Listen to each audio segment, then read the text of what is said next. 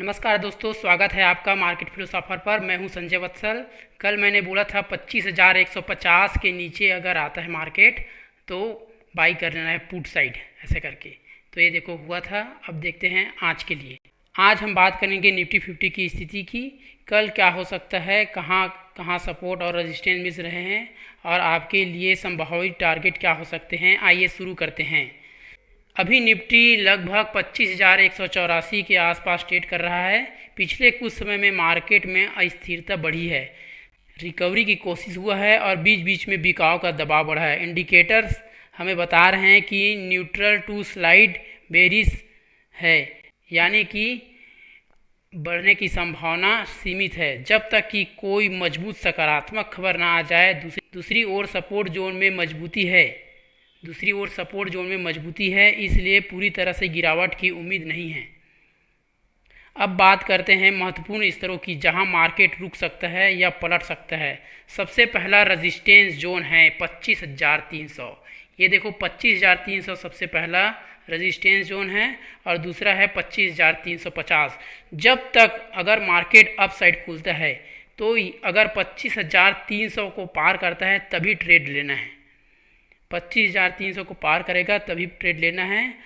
यदि मार्केट वहां पर पहुंच सके और टूट सके तो बढ़त की संभावना है। उसके ऊपर 25,400 और 25,500 एक और मजबूत चुनौती होगी।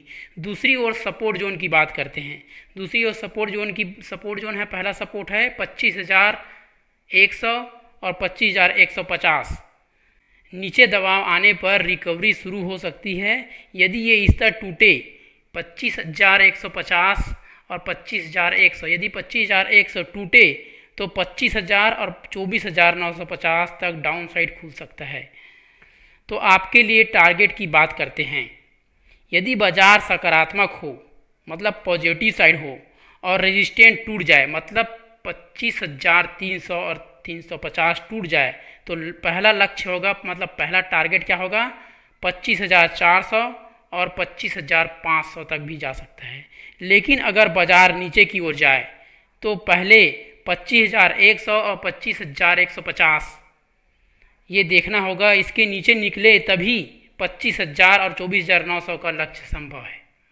अगर 25,100 के नीचे आता है मार्केट तभी लेना है ट्रेड, और 25,000 और 24,900 तक ये मार्केट संभव है, गिर सकता है।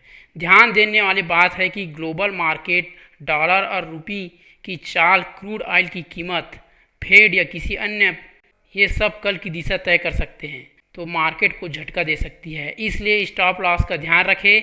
उदाहरण के लिए यदि नीचे जाने की स्थिति बने, स्टॉप लॉस हो सकता है 25,000 तक। कल का दिन थोड़ा संवेदनशील है, बाजार रेंज में केंद्रित रहेगा। अगर सकारात्मक समाचार मिले तो 25,300 और 25,500 की ओर बढ़ने की संभावना है, लेकिन डाउन साइड में 25,000 और 24,900 का जोन सचेत रहने का कहता है।